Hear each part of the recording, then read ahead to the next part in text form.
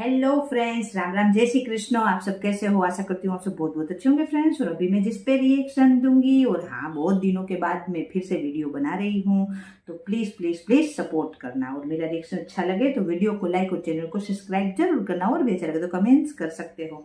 और अभी मैं जिस पे रिएक्शन दूंगी ना फ्रेंड्स, ये जो माधवी लता जी है, जो बीजेपी की तरफ से कैंडिडेट है हैदराबाद में अगेंस्ट असदुद्दीन ओवैसी जी के, तो वो आपकी अदालत में आई है, उन्होंने कुछ बात बोली है, तो उसके ऊपर ये वीडियो है। तो आइए पहले देख लेते हैं ये वीडियो, उसके बाद हम बात करेंगे। जुम्मा 4 दिन आपको राजनीति में आए हुए हैं, और आप उस आदमी को पकड़ रही हैं जो 40 साल से जिनके परिवार का हैदराबाद की सीट पर कब्जा है। उनको कोई हिला नहीं सकता है। 3 लाख वोट से जीते थे वो पिछली बार। हाँ साहब, अगर हमारे पास भी ऐसे बोगस वोट्स होते हैं तो हम तो 4000 साल जीतते ही चले जाएंगे ना साहब। क्या करें, हमारे पास तो बोगस वोट्स है ही नहीं है। जिसके पास 6,20,000 बोगस वोट्स है, एक एपिक नंबर आप टाइप करोगे तो उस एपिक नंबर के दौरान इलेक्शन साइट पे आप 2 जगह वोटर आईडीज पाओगे साहब। चंद्रायण गुट्टा, याकुतपुरा, चारमीनार, ऐसा 1,60,000 वोट्स है उनके पास। तो आप कह रहे हैं कि वो बेईमानी से जीतते हैं? हाँ जी, बिल्कुल कहूंगी मैं ये बात, कतई नहीं डरूंगी।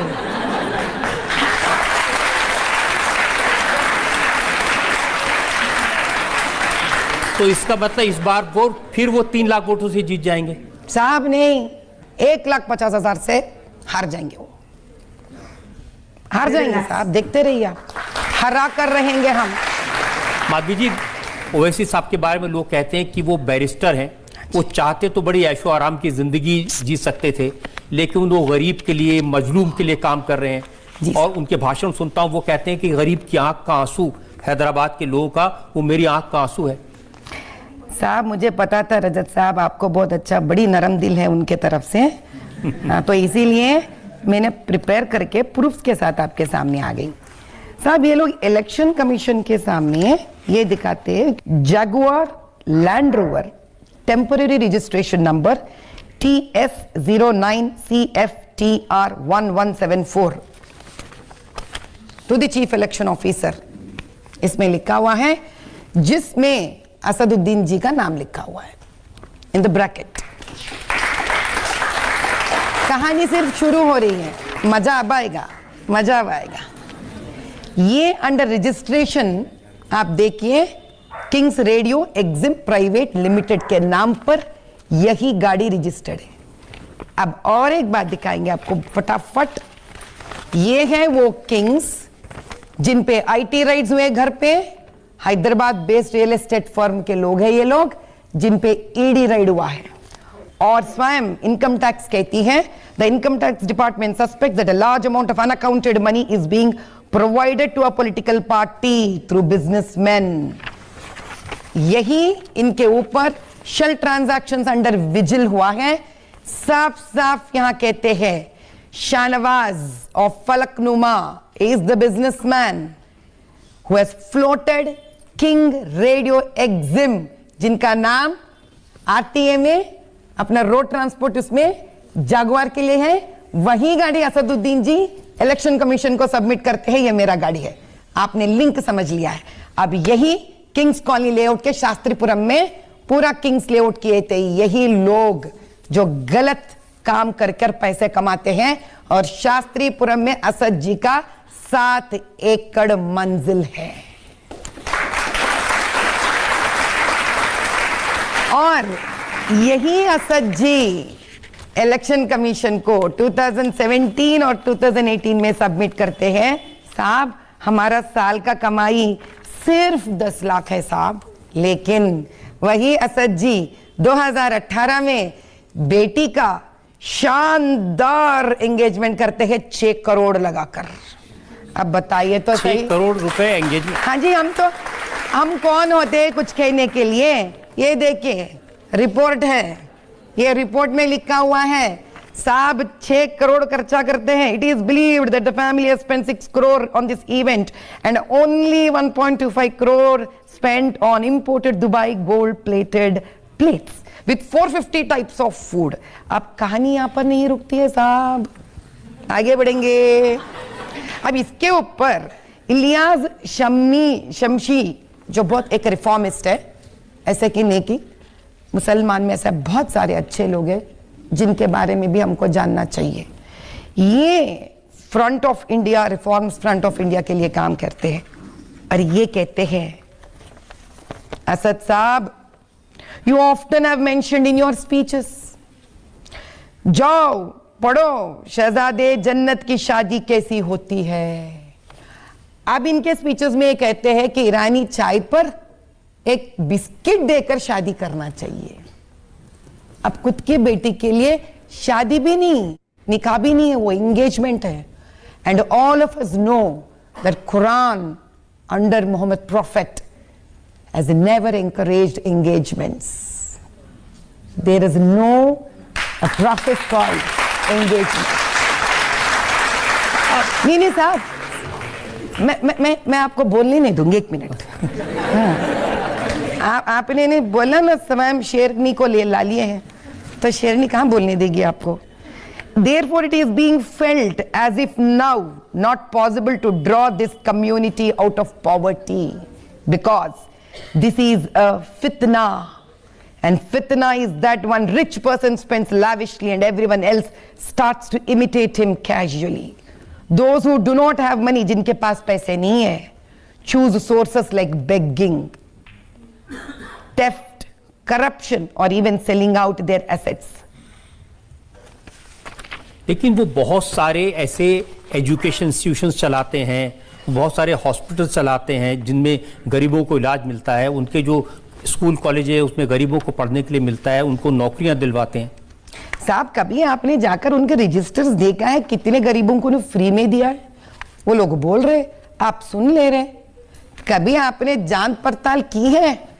साहब, मेरे पास एक बंदा आया था, एक मुसलमान बच्चा, क्योंकि मैं जब चैरिटी काम करती हूँ तो मेरे पास आकर बात करते हैं। तो बच्चा मेरे पास आकर, मुझे नहीं पता था उनके बैकग्राउंड, वो हैदराबादी है, मैं उनका नाम नहीं लेना चाहती क्योंकि काफ़ी रिस्क होता है हम किसी के नाम लेते हैं। तो जब बच्चा मेरे पास आया, बहुत उदास था, तो मैं बोली क्या बात है रे, क्या हाल है, क्यों ऐसा है तू? तो मेरे मेडिकल कैंप्स को मदद करता था बच्चा। तो बोले क्या करूँ माँ, मेरा तो अभी ये फाइनल ईयर है MBBS का, ख़त्म हो जाएगा तो मुझे आगे पढ़ना है। मैंने बोला कौन सी बड़ी बात है, हमारा तो विरिंची हॉस्पिटल्स है, हम DN भी देते हैं बच्चों को, तो अगर आपको सीट नहीं मिलता है तो कोई दिक्कत नहीं है, आप कार्डियोलॉजी ज्वाइन कर लो, हम कार्डियोलॉजी में आपको सीट दिलवा देंगे। तो बोले बस इतनी आसान? मैं बोले आप पसमंदा से आते हो तो क्या फर्क पड़ता है साहब, आप देश के लिए कुछ करो, बनो, I will give you seat. Then he happen to tell me, इतनी आसान होता है किसी को अपना हॉस्पिटल रख के किसी को मदद करना? मैं बोली हाँ। तो बोले आपको मैं तब एक कहानी समझाता हूँ, सुनिए आप। मैं बता क्या, जब वो मेडिसिन सीट पढ़ना चाह रहा था, वो अपने अब्बू के साथ असद जी के पास गए और बोले असद जी, बड़े भाई मुझे मेडिकल सीट दिला दीजिए, मैंने MSET पास किया है लेकिन बहुत बड़े नंबर से पास किया है, मुझे गवर्नमेंट में सीट नहीं मिलेगा, आपके डेक्कन मेडिकल कॉलेज में मुझे सीट दे दीजिए। तो उसने बताया कि 60-70 लाख होगा। तो उन्हें बोले उतना नहीं दे सकते साहब, 31-40 तक मैंने अरेंज कर लिया, तेरे को कहीं को रहे पढ़ाई MBBS का, तो जा शॉप खोल के शॉप में बैठ के काम कर ले। तो this is the truth of Hyderabad. क्या करे साहब, असद भाई के दो तरीके। आप बोले ना पहले मेरे बारे में इंट्रोडक्शन, 2 टाइप्स साहब, असल तो 2 टाइप्स असद भाई हैं, जो बाहर उनके आप उर्दू स्पीचेस को अगर कोई भी थोड़ा भी मेहनत कर उनके उर्दू स्पीचेस को ही सुनने की कोशिश करेंगे, तब आप बताइए कौन से बढ़िया पार्लियामेंटेरियन है वो। जब से आपने इस तरह की बातें उनके बारे में कहनी शुरू की हैं, मैं सुन रहा था लोग कह रहे हैं कि जब से आई माधवी लता, असद भाई लापता। हाँ फ्रेंड्स, तो बहुत ही अच्छा वीडियो था, और ये थी माधवी लता जी जो आपकी अदालत में आई थी, और बीजेपी की तरफ से हैदराबाद में असदुद्दीन ओवैसी जी के अगेंस्ट चुनाव लड़ रही है, यानी कैंडिडेट है बीजेपी की।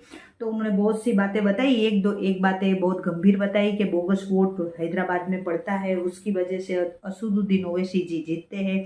3 लाख वोट से जीते थे इससे पहले भी, तो ये बहुत बड़ी बात है। और आई थिंक उसके पास एविडेंस होगा, क्योंकि इतनी बड़ी बात वैसे नहीं बोल सकते कोई, तो वो जांच पड़ताल का भी विषय है, लेकिन ये बहुत बड़ी बात है। दूसरी बात ये है कि हम लोगों को धर्म देख के वोट नहीं देना है फ्रेंड्स। देखिए, ज़्यादा तो मैं हैदराबाद की राजनीति के बारे में जानती नहीं हूँ, लेकिन हाँ, असदुद्दीन ओवैसी जी के बारे में जरूर जानती हूँ, क्योंकि वो उधर वो ही जीत रहे हैं 40 साल से, उनका वो गढ़ है फ्रेंड्स।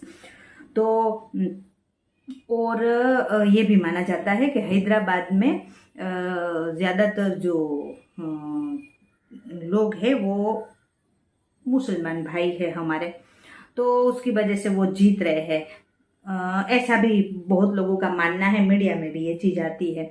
लेकिन हम तो हमारे हिंदू भाई हो चाहे मुसलमान भाई हो फ्रेंड्स, सबको यही बोलेंगे कि आप वोट देने से पहले धर्म मत देखो, चाहे हिंदू भाई हो या चाहे मुसलमान भाई हो, चाहे हमारी हिंदू ये बहन है और चाहे हमारे मुसलमान भाई है फ्रेंड्स।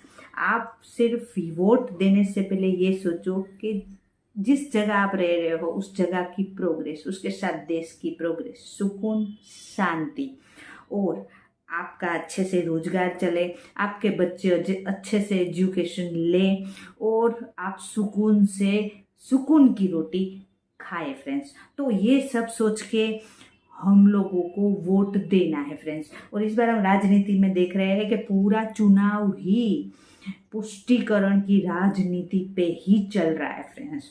तो उनसे नेता जो कुछ भी करते हैं उनको करने दो, हम लोग समझदार है, हमको जो मैंने ये सब चीज़ें बताई ना फ्रेंड्स, वो देख के सोच समझ के वोट देना है फ्रेंड्स। ये समझ लो कि नेता 5 साल में आते हैं, हमसे वादा करते हैं, और लेकिन हमारी ये जो वोट की ताकत है ना फ्रेंड्स, वो एक ही बार 5 साल में मिलती है।